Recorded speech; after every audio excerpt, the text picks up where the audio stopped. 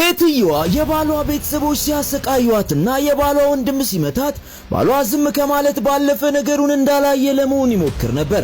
በዚህም የተበሳጨችው ሚስት ቤተሰቡን ለመቅጣት ቤቱን በዝቅተኛ ዋጋ ምንም ለማይፈራ ጉልበተኛ ሰው ሸጠችው። ቤቱን የገዛው ሰው በስፍራው በአካል መጥቶ ስለ ቤቱ እስኪጠይቃቸው ድረስ አማቷና የባሏ ቤተሰቦች ሴቲቱ ከጀርባቸው ቤቱን መሸጧን አያውቁም ነበር። እዚያው በነጻ ሲኖር የነበረ የባል ታናሽ ወንድም ወዲያው በንዴት በገነ። የገዢውን አንገት ጨብጦ ይዞ ቤቱ የታላቅ ወንድሙ እንደሆነ ተናገረ። ገዢውንም እየጮኸ ሊያባርረው ሞከረ። ገዢው ግን ዝም ብሎ አላየውም። የባልየውን ታናሽ ወንድም እጁን ወደ ኋላ ጠምዝዞ ሊሰብረው ምንም አልቀረውም ነበር። የዚያኔ የባል ታናሽ ወንድም በፍርሃት ቤቱን ገታ። በዚህ ጊዜ ገዢው ለአማቷ ቤተሰቦች በእነሱና በሴቲቱ መካከል ስላለው ግጭት ምንም ግድ እንደሌለው፣ ነገር ግን ቤቱ የሕጋዊ ባለቤቷ በሆነችው ሴት እንደተሸጠለት ነገራቸው። እንዲወጡም 1 ሰዓት ብቻ ሰጣቸው። ካልሆነ ግን እርምጃ እንደሚወስድ አስጠነቀቃቸው። ይህንን ስትሰማ አማቷ መሬት ላይ ወድቃ ምርር ብላ አለቀሰች። ሴቲቱንም ጨካኝ ናት፣ እሷማ ልታጠፋን ፈልጋለች እያለች መራገም ጀመረች። የባል ታናሽ እህትም በአጠገቧ ሆና ታጉረመርም ነበር። ከዚያ ከወጡ የትም መሄጃ አልነበራቸውም። ታናሽ ወንድሙም ሴቲቱ መሞት ይገባታል በማለት በንዴት ተናገረ።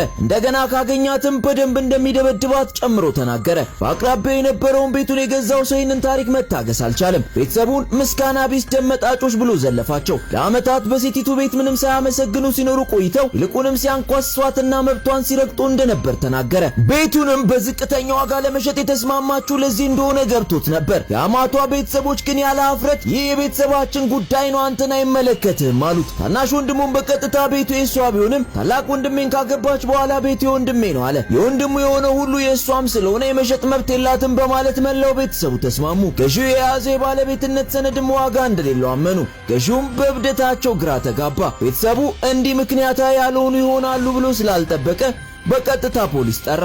ያኔ ነበር የአማቷ ቤተሰቦች በድንጋጤ መርበትበት የጀመሩት። ታናሽ ወንድሙም ወደ ወንድሙ ደውሎ መጥቶ ኃላፊነቱን እንዲወስድ ነገረው። ባሏም ዜናውን ሲሰማ በጣም ደነገጠ። ምን እንደተፈጠረ ለመጠየቅ በፍጥነት ወደ ሚስቱ ደወለ። ነገር ግን አሁንም ሊያገኛት አልቻለም።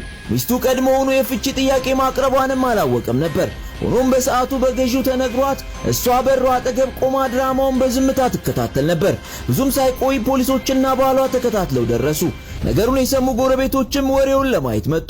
ዜናውን ከሰሙ በኋላ ሁሉም ጎረቤቶች የሚገባቸውን አገኙ በማለት ቤተሰቡን ዘለፏቸው። ሴቲቱን በየቀኑ ክፉኛ ሲያበሳጯት እንደነበርም ተናገሩ። ይህ በእንዲህ እንዳለ ፖሊሶቹም ምርመራ አድርገው ስለነበር የአማቷ ቤተሰቦች ወዲያውኑ ቤቱን ለቀው እንዲወጡ ትዕዛዝ አስተላለፉ። ቤቱ ሴቲቱ በግል ከጋብቻ በፊት ያፈራችው ንብረት መሆኑንና ከባልየው ቤተሰብ ጋር ምንም ግንኙነት እንደሌለው አረጋገጡ። በተሸጠው ቤት ውስጥ መቆየት እንደማይችሉም ተነገራቸው። ያኔ ነው ባል ሚስቱ ቀደም ብሎ ስለፍቺ ስትናገር የቀልዷን እንዳልነበር የተረዳው። ነገር ግን አንዲት ትንሽ ጠብ እንዴት ታዛዥ የነበረችው ሚስቱን እንዲህ አይነት ጠንካራ እርምጃ እንድትወስድ እንዳደረጋት ሊገባው አልቻለም።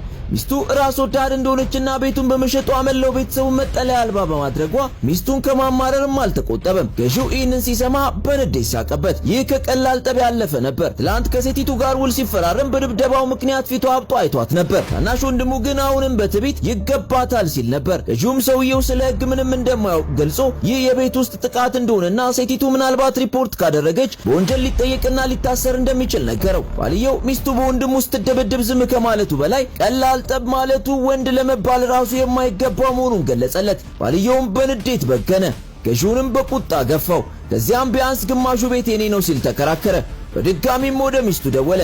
አሁንም ግን ሊያገኛት አልቻለም። ባልየው እንደ እብድ ሚስቱን ይሳደብ ጀመር፣ ግን ማንም ምላሽ አልሰጠውም። ፖሊሱም ሁኔታቸው ስላበሳጫቸው አሁኑኑ እንዲወጡ አዘዟቸው።